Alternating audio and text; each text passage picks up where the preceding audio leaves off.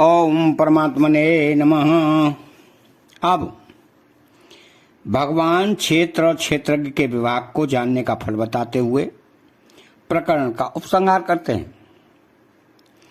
क्षेत्र क्षेत्रज्ञ यो रेवमंतरम ज्ञान चक्षुषा भूत प्रकृति मोक्षम चये विदुर्यांति ते परम। अर्थात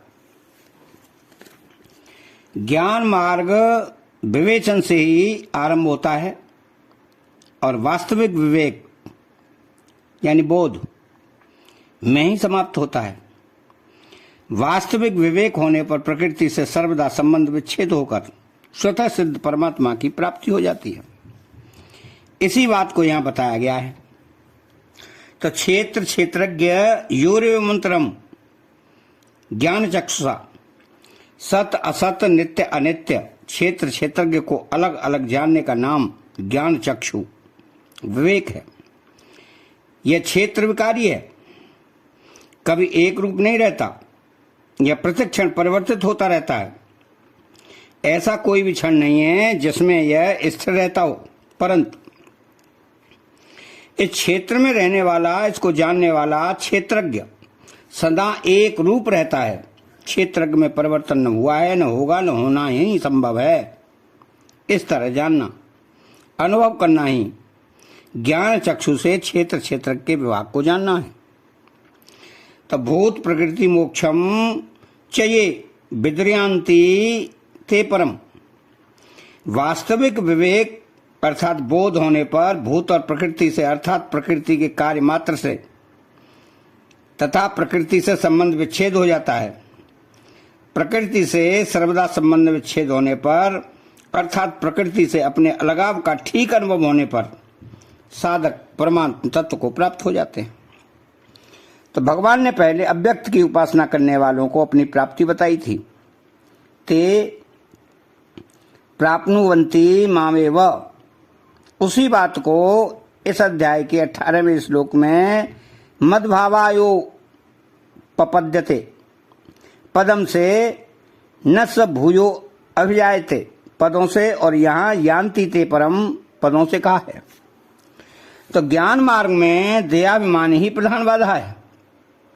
इस बाधा को दूर करने के लिए भगवान ने इसी अध्याय के आरंभ में इदम शरीरम पदों से शरीर क्षेत्र से अपनी क्षेत्रज्ञ की पृथकता का अनुभव करने के लिए कहा और दूसरे श्लोक में क्षेत्र क्षेत्रज्ञ योर ज्ञानम पद से क्षेत्र क्षेत्र के ज्ञान को वास्तविक ज्ञान कहा। फिर क्षेत्र क्षेत्रज्ञ की पृथकता का कई तरह से वर्णन किया। अब उसी विषय का उपसंहार करते हुए भगवान अंत में कहते हैं कि क्षेत्र क्षेत्रज्ञ की पृथकता को ठीक ठीक जान लेने से क्षेत्र का ज्ञान सर्वदा संबंध विच्छेद हो जाता है। क्षेत्रज्ञ ने ही परमात्मा से विमुख होकर परमात्मा से भिन्नता मानी है और क्षेत्र के सम्मुख होकर क्षेत्र से एकता मानी है। इसलिए परमात्मा में एकता और क्षेत्र से सर्वदा भिन्नता दोनों बातों को कहना आवश्यक हो गया। अतः भगवान ने इसी अध्याय के दूसरे श्लोक में क्षेत्रज्ञम चापी माम विद्धि पदों से क्षेत्रज्ञ की परमात्मा में एकता बताई और यहाँ क्षेत्र की समष्टि संसार से एकता बता रहे हैं। दोनों का तात्पर्य क्षेत्रज्ञ और परमात्मा की अभिन्नता बताने में ही है। जैसे किसी मकान में चारों ओर अंधेरा है, कोई कह देता है कि मकान में प्रेत रहते हैं, तो उसमें प्रेत दिखने लग जाते हैं, अर्थात उसमें प्रेत होने का वहम हो जाता है। परंतु किसी साहसी पुरुष के द्वारा मकान के भीतर जाकर प्रकाश कर देने से अंधेरा और प्रेत दोनों ही मिट जाते हैं।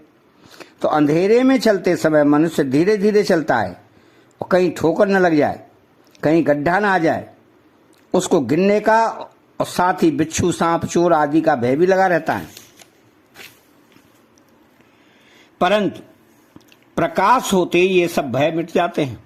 ऐसे ही सर्वत्र परिपूर्ण प्रकाश स्वरूप परमात्मा से विमुख होने पर अंधकार स्वरूप संसार की स्वतंत्र सत्ता सर्वत्र दिखने लग जाती है और तरह तरह के भय सताने लग जाते हैं। परंतु वास्तविक बोध होने पर संसार की स्वतंत्र सत्ता नहीं रहती और सब भय मिट जाते हैं। एक प्रकाश स्वरूप परमात्मा ही शेष रह जाता है। तो अंधेरे को मिटाने के लिए तो प्रकाश को लाना पड़ता है और परमात्मा को कहीं से लाना नहीं पड़ता। वह तो सब देश काल वस्तु व्यक्ति परिस्थिति आदि में ज्यों का त्यों परिपूर्ण है। इसलिए संसार से सर्वदा संबंध विच्छेद होने पर उसका अनुभव अपने आप हो जाता है। तो क्षेत्र और क्षेत्रज्ञ के विभाग का ज्ञान विवेक कहलाता है।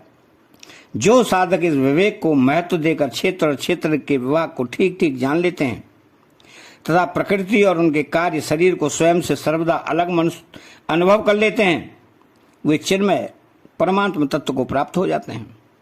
उनकी दृष्टि में एक चिन्मय तत्व के सिवाय कुछ नहीं रहता। तो भगवान ने मद्भावा योपपद्यते पद से सगुण की प्राप्ति बताई है और यहाँ ये विदुर्यान्ति ते परम पदों से निर्गुण की प्राप्ति बताई है। तो वास्तव में मद्भाव और परम की प्राप्ति एक ही है। अर्थात चैनल को सब्सक्राइब करें, बेल आइकन घंटी को दबाएं और कमेंट बॉक्स में जय श्री कृष्णा लिखें। बोलो जय श्री कृष्णा।